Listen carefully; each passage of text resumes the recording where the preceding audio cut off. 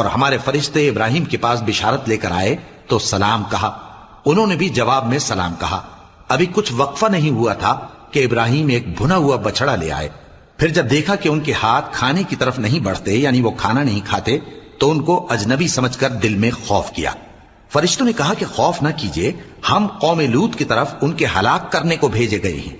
और इब्राहिम की बीवी जो पास खड़ी थी हंस पड़ी, तो हमने उसको इसहाक की और इसहाक के बाद याकूब की खुशखबरी दी। उसने कहा, एहे, मेरे बच्चा होगा, मैं तो बुढ़िया हूं और ये मेरे मियां भी बूढ़े हैं, ये तो बड़ी अजीब बात है।